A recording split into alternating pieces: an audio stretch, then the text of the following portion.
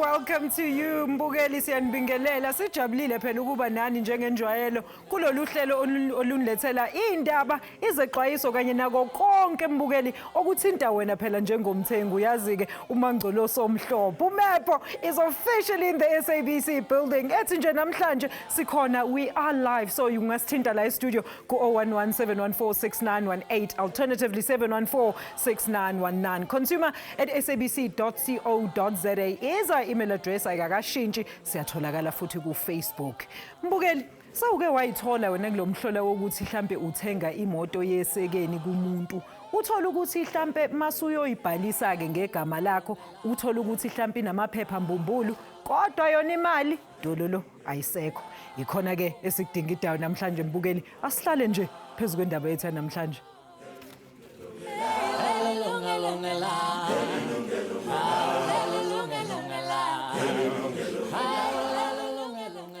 Mbukeli umthengi wala eGoli uNarine Ndo kade ezifisela phela ukuba nemoto ethi yena ezinyangeni ezisishagalombili ezadlula lo mlisaka omtholele phela imoto yakhe yamaphupho yayithengiswa ngumuntu othize lapha ku Facebook ngamanani aphansi kakhulu akachithanga ke nesikhathi esiningi uNarine wayikhokha imali engaphezulu kwa 120,000 wamarandi khona manje uMando akasalali ubuthongo asizwisa udaba lakho ukuthi kwenzakaleni.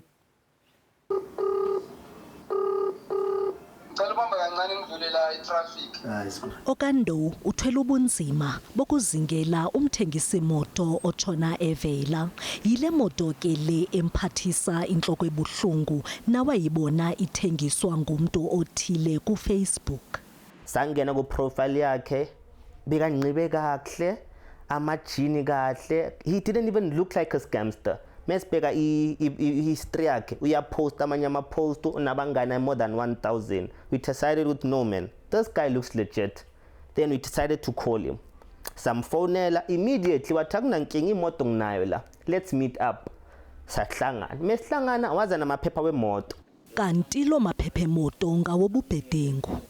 Lo nkangeleko ithembekileyo yomthengisi zimoto uRalph ikhokelele ekubeni Okando achitha imali engaphezulu kwe100,000.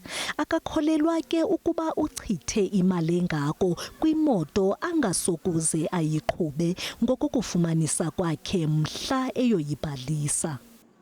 Ngahambe langlachte ngithi ngifuna ukuyoshintsha change of ownership bendifika phaya ndabanikeza amaphepha. How senimangele mina bathi kum ngicela ungene kule camera lana boy I had nothing to hide nangena kule camera leya bafuna ukuletha namaphoyisa bathi kum le moto lena amaphepha afraudulent wafumanephi siyeke saqhagamshelana nomthengisi sithuthi lowo.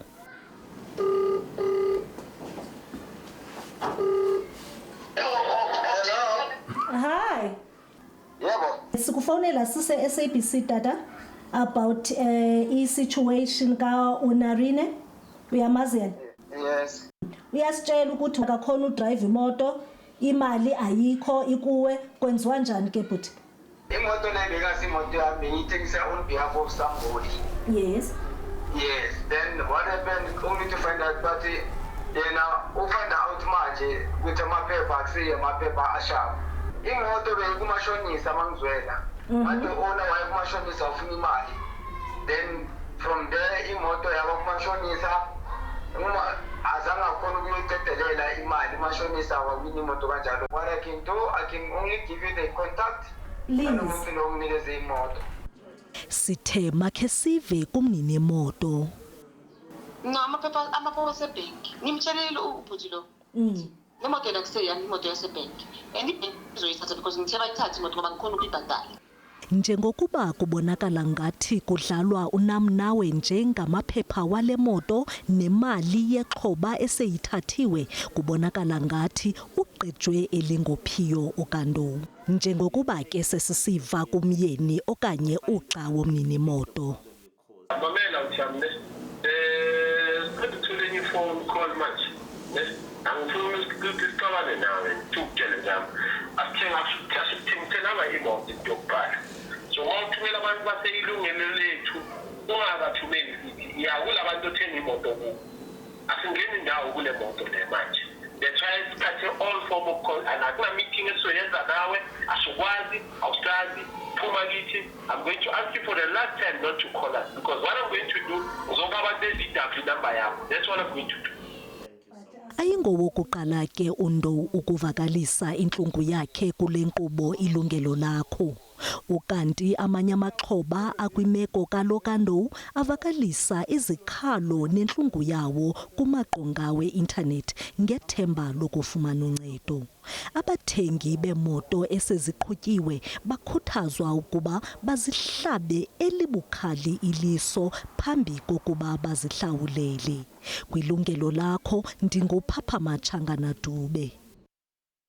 Sibonga kakhulu kwintokazi usisiphapha Madube ngalo mbiko asididiyele wona. Manje ukhuluma kabanzi ke ngalolu daba sinazo ivakashi zethu ku Skype. Sinayo uMiss Alta Swanepoel. She is a road traffic and transport expert. Sibe nayo ubaba uLucius Bodibe yena ke mbukeli ubuye ehovisini lomxazululi wenkinga phela zeimoto phecelezi the Motor Industry Ombudsman yala eMzansi Afrika. And on sinaye futhi ku Skype ubaba uYusha Tayob yena ke he's an attorney. Ladies and gentlemen, thank you so much for joining us. Let's start with you, Ms. Swanepoel. Thank you for joining us. Maybe just a brief about, I mean, I know you're a motor expert, but tell us a bit about what your work entails, especially in regards to today's topic.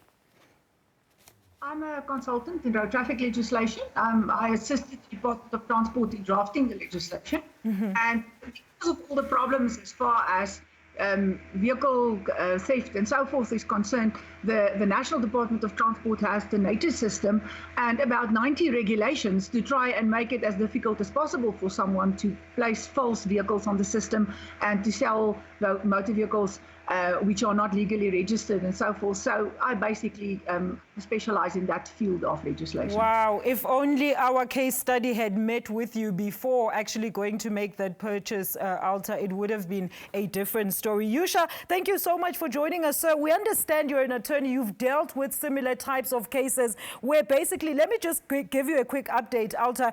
We saw an insert there. Our case study basically saw an ad on social media for a second-hand car. He thought it was a great-looking second car deal.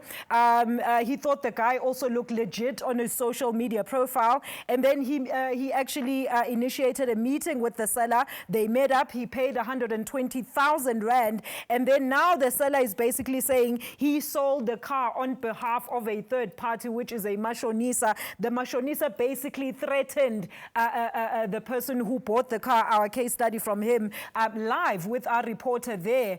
So we are just fearing like what's going to happen to this kind of individual. Yusha, you deal with these cases on a day-to-day basis. I mean, tell us how widespread are such cases? Mr. Tayob, can you hear me? All right, it sounds like Yusha can't hear me at the moment. Asiye kubaba uBodibe on the line, who is the ombudsman ye motor industry. Baba uBodibe siyakwamukela ohleleni baba. I'm sure we bonile case study yethu baba. When ucabanga ukuthi yini eyenzeke wrong lana, who is wrong? Who is liable for wonke ama checks and balances that should have been done, baba? Good afternoon to all the viewers of Yilungelo Lakho. Dumelang. First of all, we cannot point a finger at a consumer. A consumer always rely on the integrity of the selling dealership when they decide to buy motor vehicles. Yes. So the Consumer Protection Act is clear as to who must actually behave in a manner that the consumer expects that these people is reliable and is a reputable car dealership. Marantate Bodibe, in this case, this person ubone i-ad ku social media, so it wasn't even ukuthi uyithenge kwi dealership. So i-case yakhona, it becomes a bit more complicated manje in that nalomthengisi amthengisela hlangane naye uthi yena wayedayisela umashonisa, of which umashonisa is saying we know your address, uthreatenisha umuntu othenga imoto lo osho ukuthi is not liable for wonke lama mistakes enzekile. So sithini la baba, simsiza kanjani uNarini? unarin unenkinga yokuthi yena akhange ayenze i-research Yes. before decide ukuthenga leyo moto. Manje ke ngoba uyibonile ku Facebook, it does not matter whether you're selling cars online or whether you have a physical dealership. The fact that you are in the motor industry space and you masquerade as a legitimate vehicle selling dealership. So if consumer as a lay person relied on what the gentleman told him online or over the telephone, that yes, I have a car that is on sale, and yes, the car is available so much. So consumers are always receiving the end of the stick because of lack of knowledge. But we cannot point the finger at the consumer. The person who sold the vehicle must take responsibility for the whole situation. All right, maybe let's hear from Yusha. Yusha, can you hear me now, sir? Mr. Tayob, can you hear me, sir? All right, he's still frozen, so we're going to try and get our technicians to try and get him back online with us. Now, Alta, maybe just pinpoint for the benefit of our viewers here. I've already outlined the story of our case study. What do you think happened, and where was the necessary, guidance or necessary steps that were supposed to be taken prior to making the purchase? Where were those forfeited, ma'am, according to you? All right, it looks like Alta is also frozen. So I'm going to go back all right, we're going to take a quick ad break and get our technicians to try and see if they can assist us in that regard. Mugelu ngashayela ucingo 011-714-6918 or 714-6919. consumer@sabc.co.za. Ngiphethe le ncwadi ethi nje Consumer Protection Act. Ngifuna ukwazi ukuthi ngena kanjani uma wena uthenga a second hand car. We're back shortly after this. Ungayindawo.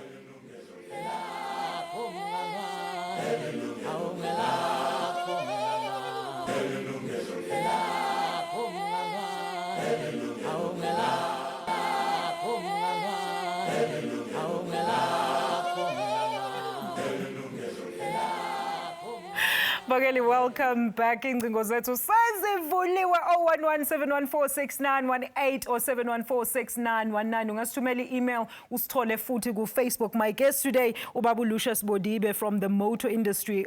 He's the ombudsman for motor industry la eMzansi. We have on the line Ubaba Yusha Tayob Omeli and also Miss Alta Swanepoel. Yena she's a transport expert bakhona la ku Skype. Yusha, if you can hear me now on the line. So, I mean, we've covered quite a bit of ground in relation to this topic. So basically, we have a case study here. He saw an ad on social media, thought it was a great bargain, and he thought he should invest and set up a meeting, met up with the guy, and then he ended up paying about 120,000 rand.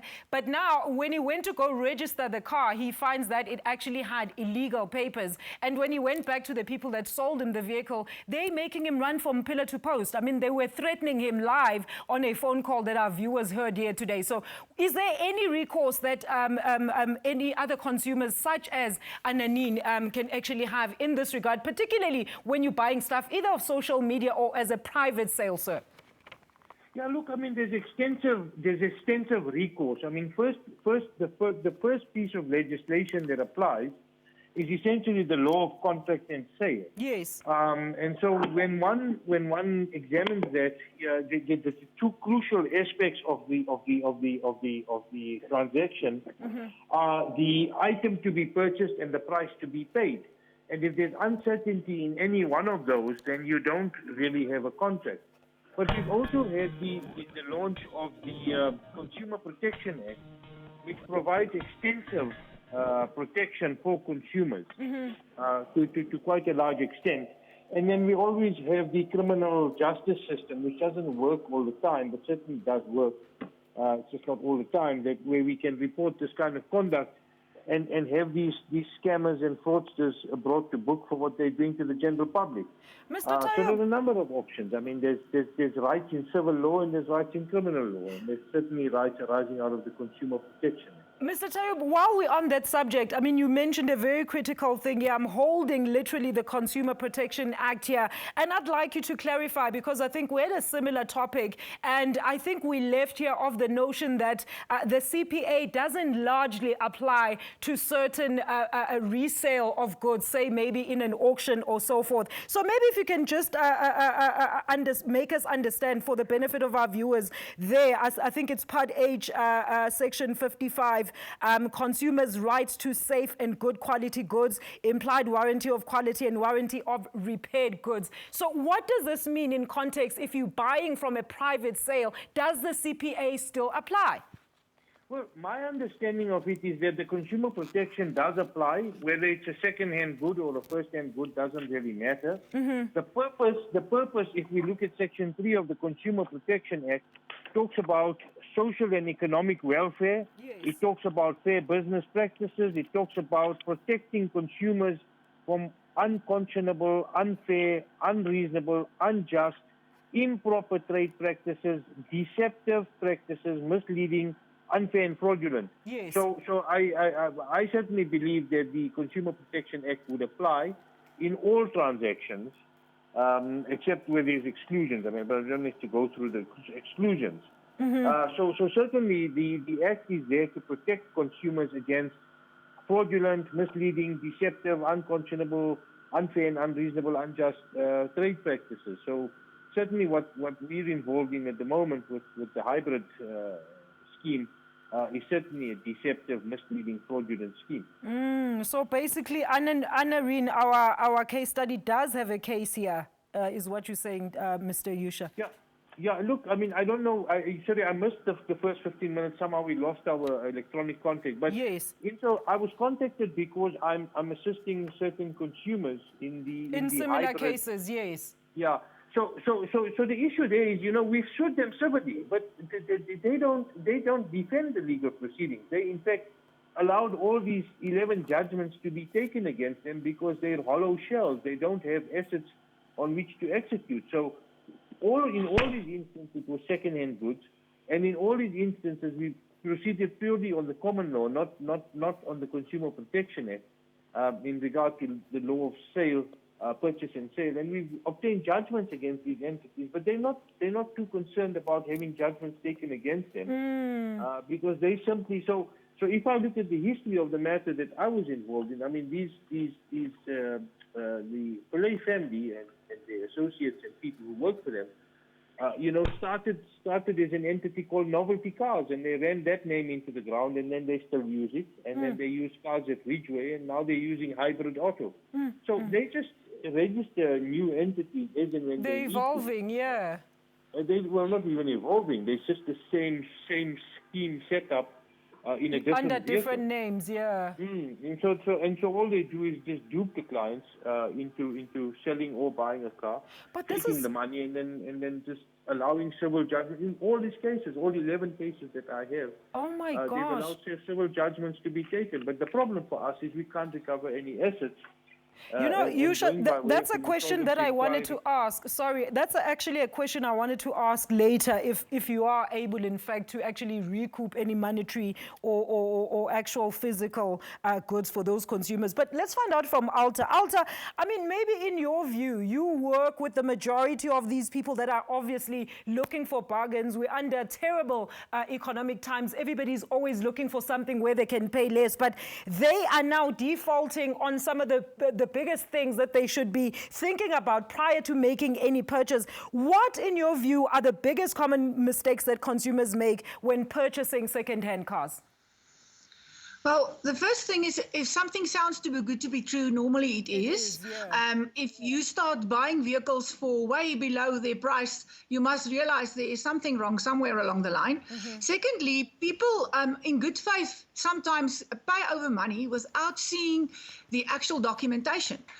In terms of the National Road Traffic Act, the only person who is capable of obtaining a registration document for a vehicle, and that is the document you require to be able to put a vehicle in your name, is the title holder.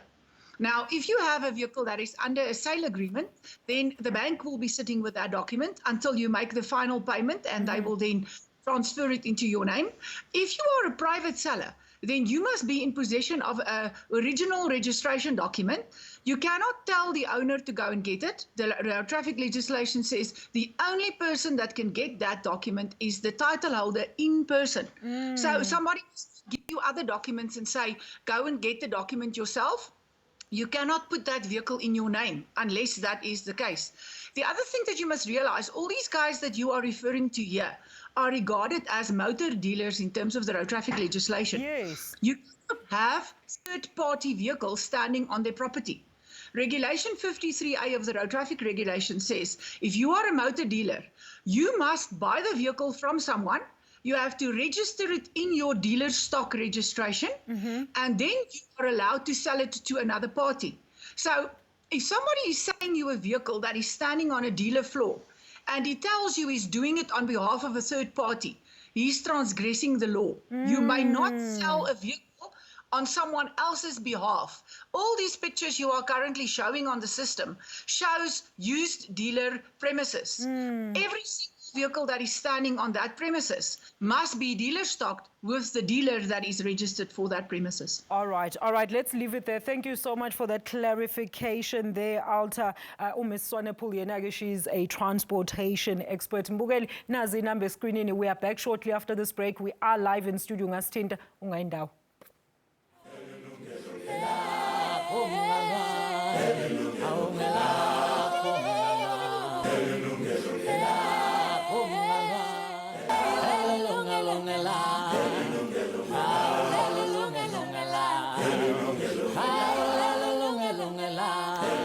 We're back live on SABC 1 Mzansi for sure. Yilungelo Lakho ungasfonela e-studio 0117146918 or 7146919. Ake sizwe Mbukeli ukuthi abantu bathini ngaphandle mayelana phela nodaba leyinkinga uma uthenga imoto ye second hand.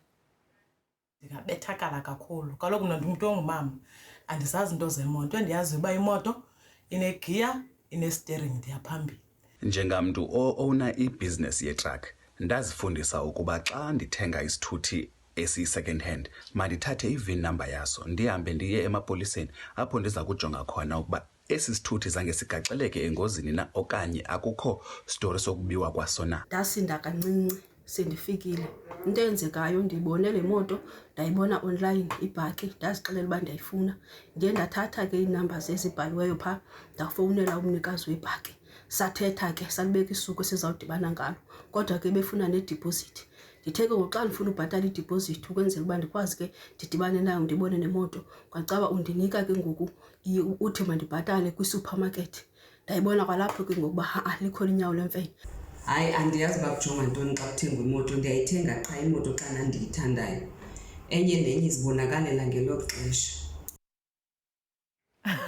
Very interesting and conflicting views in terms of how abantu bakithi feel about ukuthi bona mebezoya kothenga second hand cars iziphi izinto ekumele bayicabange. Ombudsman Baba Bodibe, maybe let's come back to you Baba. Awusichazele kahle while sisadingida kahle umthetho, because I want our viewers to ukuthi mesihamba la kwisho bayazi ukuthi umthetho, is it on their side or not on their side. Awusichazele ama responsibilities nama rights nama obligations to ama-sellers asebenza kanjani Baba?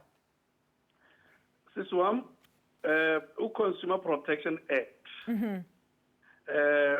clear when it comes to the way bafana basiphathe mabathengisa imoto.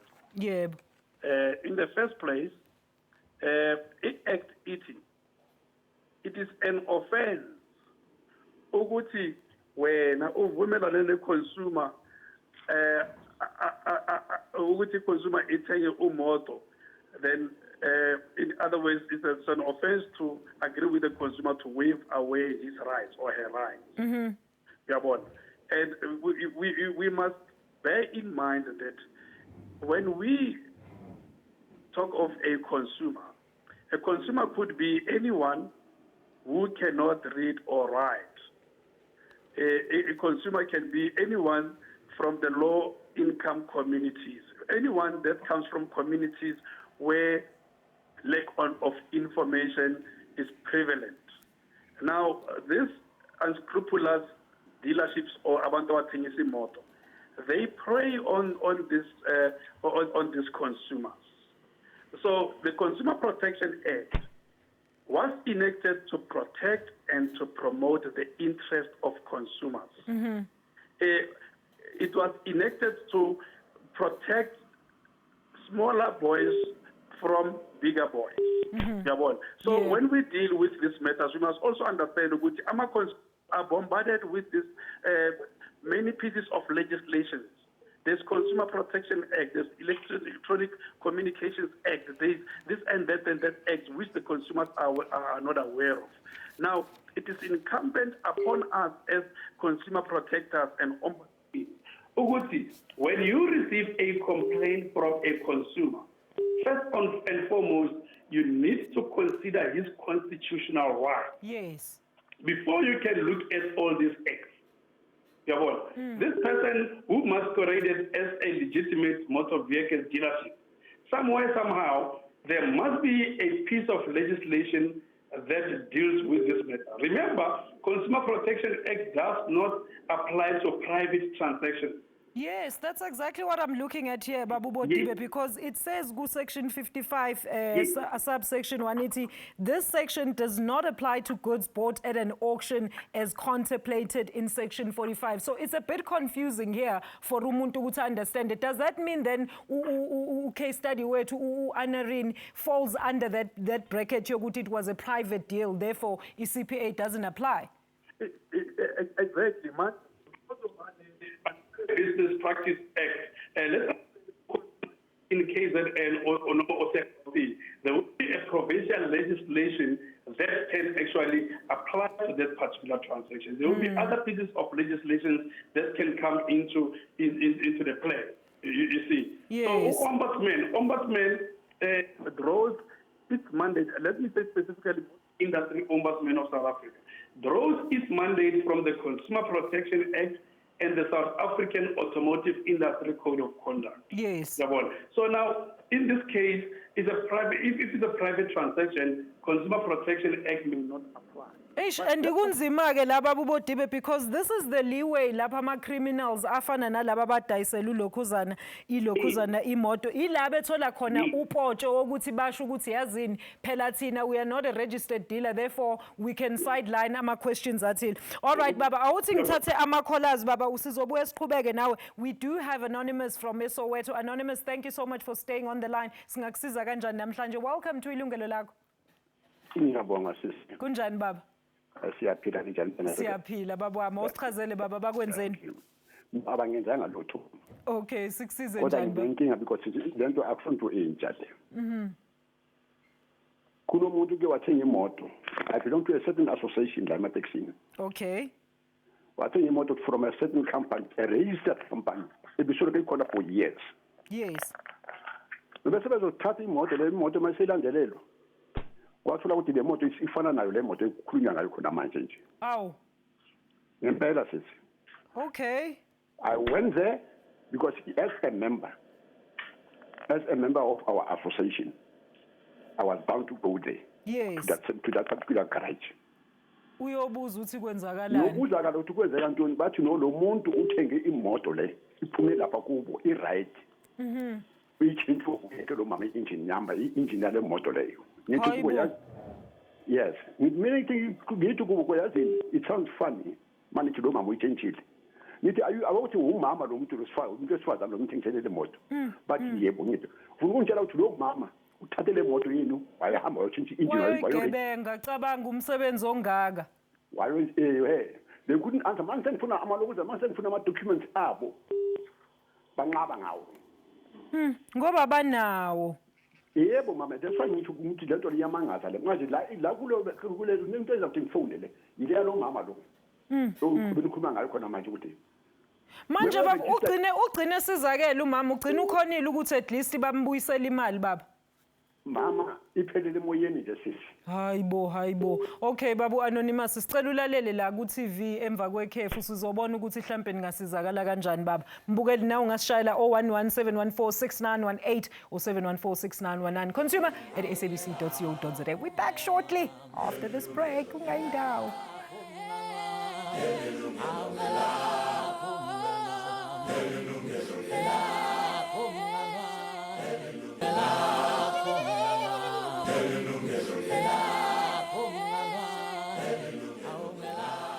Oh, 117146918 or 7146919. Mbukeli, sikhuluma ngobugebengu abantu abahlangana nabo uma phela bethenga ama second hand cars. There are so many scams that are going around.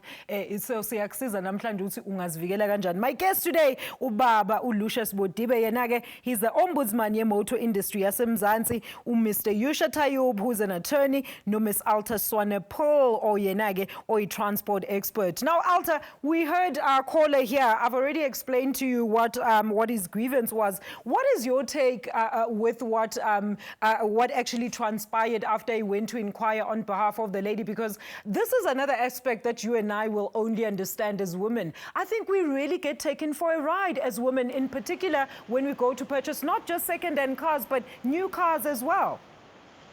Definitely.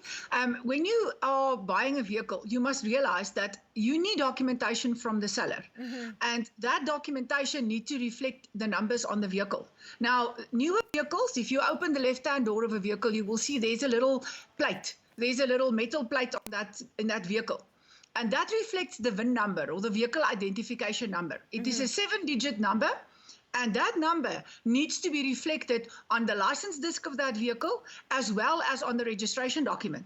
So the moment you buy a vehicle from someone, especially if it is a private seller, you need to see that that corresponds.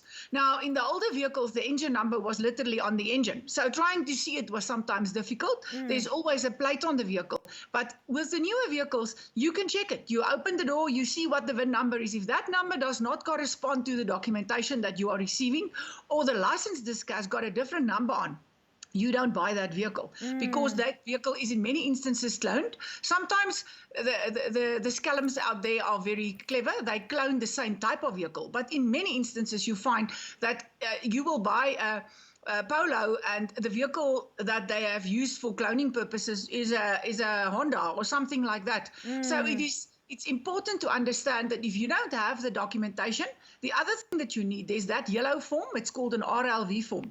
That requires the previous owner's details plus a copy of their ID document. And then you must complete the rest of the document with the vehicle details to be able to get that vehicle on your name. So if somebody is selling you a vehicle and they don't provide you with a copy of their ID and their own details, you will not be able to get that vehicle in your name. So whether you are a female or a male, you must take care. These guys cheat everybody. They don't just prey on the females. Thank you so much, Alta. Yusha, if you can still hear me, I mean, maybe just give a little bit of further input in that. What does one do when they find out that the vehicle, maybe through a roadblock that they are driving or have just purchased, is actually a clone? Yeah, look, so the misrepresentation constitutes a fraud. So, like I said earlier, you have civil and criminal recourse. Okay. And the immediacy would be a report to the police in regard to the entire transaction, so they can uncover the fraud and hopefully assist you. And our police have become hugely efficient in managing the disaster management act, so hopefully they'll start policing these normal crimes as well as efficiently as they have been. And then a civil suit. I mean, you know, to the extent that you have paperwork on who you interacted with, to bring a civil action for recovery of some value, hopefully the value you paid for the vehicle, to be refunded to you in one form or the other. And then while we're still there, Yusha, I mean, have you ever had a successful prosecution that had arisen from a private sale, or as I was reading earlier on, that the CPA does not include some of those goods that are brought through auctions, which in this case might be also including the private sales? Yeah, so a lot of my matters where we've had these private sale issues, we have instituted both a criminal charge and a civil case, and more often than not, once you issue the criminal charge and a policeman goes visiting, you usually get to a settlement negotiation and the matter gets settled, and the criminal charges are not persisted with. In the current novelty cars as Ridgeway situation, we started the civil route. We've got judgments against these entities. The difficulty at the moment is that they haven't responded to the civil judgments. We've had huge difficulties in enlisting the support of the police in regard to trying to make them understand the nature of the crime or the fraud that has been perpetrated in this matter. We were eventually able to, after numerous representations to various station commanders, make that approach. We've now had a senior police officer from head office, Provincial Joburg, appointed to the matter, who's been extremely helpful to date. And he's now passed it on to a prosecutor at the Specialized Commercial Crimes Unit. And unfortunately, just at around the time that happened, COVID hit us last year. And so there's been a delay in that. But I am now in communication with the prosecutor at the Specialized Commercial Crimes Court, and we will hopefully be instituting charges very soon. All right. And then, Yusha, maybe what I still have you there on the legalities of this whole matter. So all those cloned vehicles, stolen, illegal papers, and so forth. I mean, at the end of the day, you can't really be driving such a vehicle. It's going to obviously be under investigation. So what happens in the meantime, in the interim? Well, so as I understand it, if you have the cloned vehicle, you're literally driving an illegal vehicle on the road, and if you're going to get stopped, you're going to have to face those consequences. Oh my gosh! Because that vehicle doesn't appear on the system. Yeah. So in a similar vein, when you look at immigration and how foreigners get duped, they get given false papers, and then when the police gets them on the street, they simply arrest them and then eventually deport them. So the vehicle is much like that. It's illegal. It doesn't exist on the system. And so what then needs to happen is the vehicle gets confiscated, it gets taken to a police pound, and it lies there until the litigation relating to it is completed. All right. So unfortunately, it just gets stuck in the system. All right. Oh, thank you so much for that clarity, Mr. Tayob. Let's quickly take a caller now. We do have Insizwe Jabulani all the way from Richards Bay. Babu Jabulani, siyakwamukela ohlelweni baba. Singakusiza namhlanje? Nkosazana yaphila. Yebo, Nsizwe yangakithi. Ya uJabulani lo wakadladla ngila Richards Bay Nzingazi. Yebo baba, uthini lapho? Yazi ngithishwa umfowethu la uNtuthuko wakambatho lapha ensileni uthi ku-SABC 1 nikhuluma ngalento ebesiqeda kuyikhuluma mina naye sethi ake ngibuke laphana nami ngeke ngagileka sisi wami. Yebo baba, bakwenzeni? Last year October ngithenge imoto ePietermaritzburg kwelinye lamagaraji ke ngeke ngalisho ke la emoyeni. Yebo. Bangidayisela imoto, then kanti bangidayisela imoto engenayo i-service plan. Okay. Ngithema ngiya kwa-VW ngithi ngiyoyibhukhela for i-service bayitshela ukuthi ayinayo i-service plan. But egaraji abakazi bengitshela ukuthi ayinayo i-service plan. Oh, bengisazobuza ukuthi babekutshelile yini. Okay. Lutho abakazi bengitshela. Kuphela into bona babelokhu bengibuza yona ukuthi is it the first time ukuthi ngithenge imoto? Uthenga imoto. Yes. Should babona ukuthi okay ngiyaqala ukuthenga imoto bangineza imoto engenayo i-service plan. Okwesibili bangitshela ukuthi le moto yango-2020. Only to find ukuthi le moto 19 mangifika lapha kwa-VW. Okay. Then okwesithathu isikhiya abakazi benginikeza isibekhiya bathi bazonginikeza after inakuza sebebambe imali yokuqala. Yebo. Yes. So msebenze babamba kwaze kwabakathathu isibekhiya bakanginikeza namanje. Okay, kodwa kwamaphepha baba kuregistiwe kahle awukazi ube nenkinga lapho. No, kwamaphepha hayi no, anginazi inkinga ntakama. Ukuthi nje i-service plan abazange bakutshele nemodel yelokhuzana. Manje amaphoyisa akakuhluphi input Jabulani ngokuthi ilokhuzana ilokhuzana imodel yonyaka wena leyo amaphepha akho I'm sure asho imodel ukuthi mhlambe ya 2015 and then elokhuzana mebe check imoto bathola ukuthi imodel mhlambe ka 2018. Bengakaze ngidibane nawo amaphoyisa ke angazi uma azomhluphani ngalokho. Lokho kuvele lapha kwa Okay, but Jabulani ulalele lapho Nsizwa ku TV ngisaye ekhefini sizobuya nje sikuphendula ikhona iombuzo ozokutshela ukuthi ungenza njani. All right, mbukeli na ungenza njengobhuti Jabulani. Insizwe yangakithi ukuthi usithinta. I'm taking our final ad break manje. Siyabuya emva kwaleli khefu ungayindawo.